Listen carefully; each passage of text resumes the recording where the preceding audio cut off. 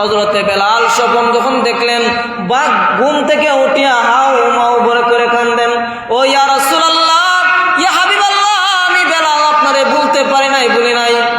ওগো নবীজি, আমি যখন মদিনায় আজান দেই, আমার আজানের পরে আপনি নামাজ পড়াইতেন। আজ যখন দেখি আপনি আমি আজানের পরে আপনি নামাজ পড়ান নাই, ইয়া রাসূলুল্লাহ, ইয়া হাবিবাল্লাহ, ওগো নবীজি, আমি বেলাল বরদাস্ত করতে পারি না।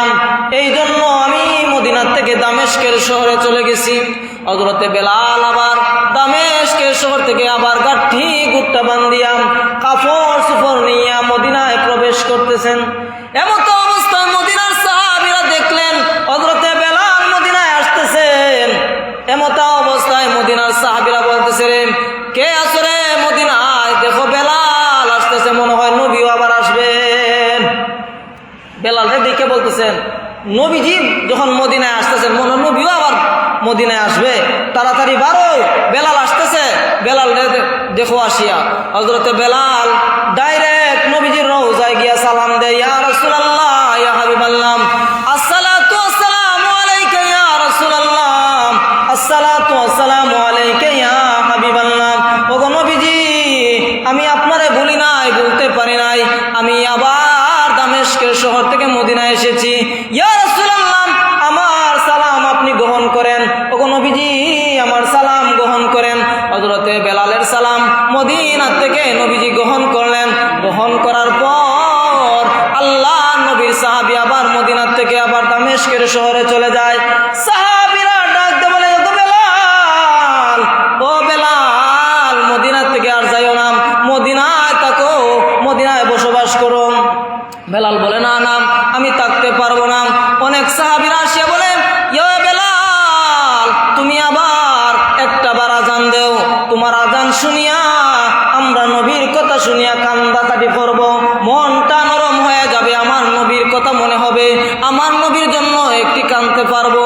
ওরে বেলাল, একবার আজান দেও, আজান দেও, তোমার আজান শুনতে চাই। হযরতে বেলাল বলে, না না, আমি বেলাল আজান দিতে পারবো না। কোনো সাহাবীর কথা বেলাল গ্রহণ করেন নাই।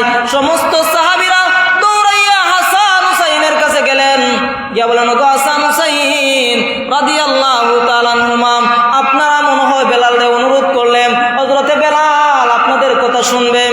ও বেলাল, বেলাল তুমি, হযরতে হাসান হুসাইন দৌড়াইয়া আসলেন, আসিয়া বেলালকে জড়াইয়া ধরলেন, বুকে জড়াইলেন আর বললেন, বেলাল, আমার নানা যখন মদিনায় থাকতেন তুমি আজান দিতা, তোমার আজান শুনলে আমাদের কলিজা নরম হইতো। ও বেলাল, তুমি আবার একটাবার আজান দেও।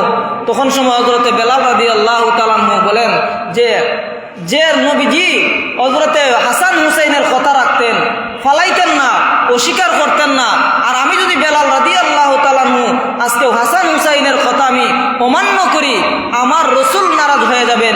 আমার রসুল নারাজ হয়ে গেলে আমার আল্লাহও নারাজ হয়ে যাবে। সুবহানাল্লাহ। হযরতে বেলাল হাসান হুসাইনের কথা শুনিয়া তিনি গেলেন আজান দেওয়ার জন্য। হযরতে বেলাল যখন আজান দেওয়ার পর আশহাদু আন্না মুহাম্মাদুর রাসূলুল্লাহ, যেই মাত্র বেলাল আজান যখন আশহাদু আন্না মুহাম্মাদুর রাসূলুল্লাহ বললেন, অজ্ঞান হইয়া হযরতে বেলাল মাটির মধ্যে পড়ে গেলেন। অজ্ঞান হইয়া হযরতে বেলাল মাটির মধ্যে পড়ে গেছেন। যখন বেলাল রাদিয়াল্লাহু তাআলা পড়ে গেছেন, সমস্ত সাহাবীরা হযরতে বেলালের মাথা উঠাইলেন, উঠাইয়া ঘরের মধ্যে নিলেন। হযরত